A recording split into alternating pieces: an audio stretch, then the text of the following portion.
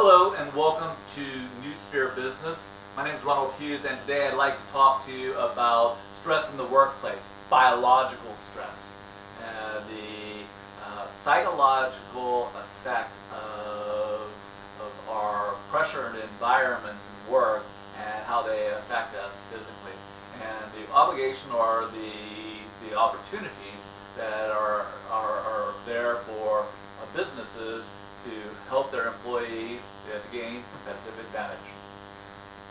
First and foremost, stress is something that all human beings are programmed to, and they exist because things like what we call worry and anxiety are motivating factors in moving human beings forward. If it wasn't for stress, we wouldn't get out of bed in the morning.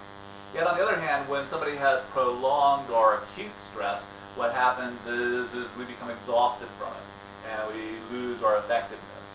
And currently, the state of the world is one such that people who are working in highly stressed environments are constantly toppling over the stress level to become what we call stressed out, or in fact, many of them are becoming depressed.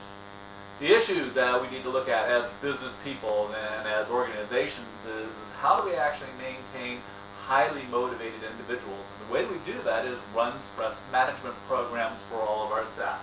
Now, the interesting thing I find is that when I talk stress management with my clients, what I often find is that they think stress management is something that you do one-off, that it's a singular event.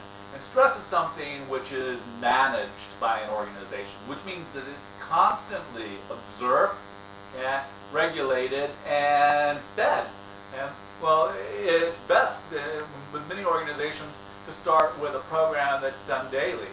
We stress our employees up in the morning at the beginning of their shift, expressing to them the objectives of the organization, what we were looking for them to do, and then we stress them down at the back end of the day. Biological stress, the first thing you have to understand is that stress is the product of a human machine. And the human machine has adapted and evolved over the years as an interesting type of machine, because we have two brains. We have a brain that stopped developing a long time ago that often is referred to now as the reptilian brain, as being the major functioning portion of our physical organization of our body, our breathing, heartbeat, breathing, and our metabolic functions. Then we have the neocortex, which is the high thinking brain. And the one thing that human beings have that differentiates us from other animals, in fact, is our ability to create, to imagine a future, to visualize opportunities out there. And what happens, interestingly enough, is that the human brain is regulated so that we can compete in different types of environments. And in an environment where it is important that we're able to react quickly to periods of danger and aggressive animals that are also sharing this planet with us, is that our limbic system, the old reptilian brain, is a brain that reacts faster, and it takes care of us in the events of stressful events. In other words, if a bear jumped out of the woods, the reptilian brain would react first, and it causes the release of certain hormones into the blood system: adrenaline, endorphins, and cortisol. Adrenaline is the world's body pump machine. It pumps us up and doubles the size of our muscles. Endorphins are the world's greatest painkillers, and cortisol is a very interesting hormone, this enzyme that is released into our blood system and causes our metabolic system to shut down some of the major organs to rework blood towards the big muscles in our body so that we can run or we can fight. Now, interestingly enough, one of the major organs in our body that eats the most amount of blood is the neocortex, this high-thinking brain. It takes a lot of energy to feed it. And because it's taking so much energy to feed that, shutting it down, reworking that blood towards the big muscles is a wise thing for our body to do in the event that we're being challenged by a major animal out there, bear or a lion or tiger. Lions and tigers and bears, oh my. worry comes in because we're expecting some sort of lion or tiger or bear to come out of it. And what happens is worry keeps our limbic system on a heightened state of awareness. Therefore, we're ready for this fight or flight response. Now, should a large animal come out of the woods and you can't run and you can't fight, what happens is we go all doe-eyed, or we slip into a state of comatose, positioning ourselves so that the animal will possibly leave us alone. And the problem with this is that this fixation in this position is one that a lot of people fall into in modern society, in modern work. Unable to run away, unable to fight with our boss about the situation, we sit and do nothing. People need to imagine themselves out of the situation when it comes to stress and this current environment. This is acute and critical stress when the bear comes out of the woods. But what we have going on today is an accumulative amount of stress.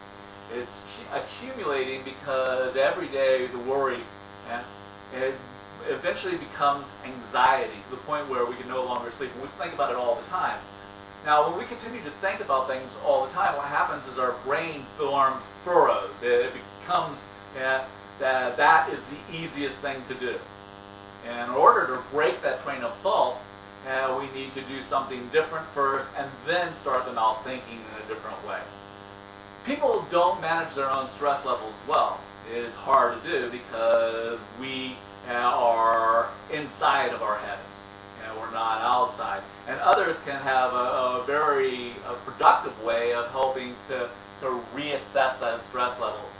As a manager, all you got to simply do is tap somebody when they're in that doe-eyed position. You touch their body, you strike them with a new way of thinking, and what happens is they snap out of it relatively quickly. So, my suggestions are these. One is that you deal with the physicality of stress in your business environment. That means that you have to initiate some sort of physical activity for your staff so that adrenaline, endorphins, and cortisol can leave the body. They're not water soluble, so they aren't going to pass in the waters of your staff. They don't pass in the blood system that way. They actually leave your body through burning and muscles. And if people are static in their jobs, they're highly unlikely to get rid of the stress quickly. That means that the muscles that are burning adrenaline, endorphins, and cortisol are probably the heart and the digestive system. And there's an awful lot of information out and available to you about what stress does to damage the body. On the other hand, the largest muscle in your body is gluteus maximus. And if you walk for an hour a day, that stress level will be reduced quite radically. But given that, stress is a product of our psychology. And the fact that we're worried about something, we need to break what we think about. Once we are able to reduce the levels of adrenaline, endorphins, and cortisol in our body, it is important that we address the way we think and structure a new way of thinking.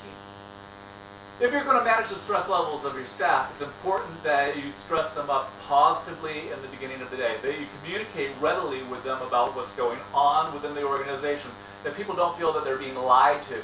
They don't feel like they're being in between a rock and a hard place. So it's important you address all of those issues. A good stress management program consists of stressing the customer or stressing your employee up in the morning and stressing them down at the back end of each and every day. You need to structure your organization so that you can reduce your stress. Now, stabilizing your environment so that the employee is no longer negatively stressed, but is highly aware of the organization's intentions, that their vision and their mission.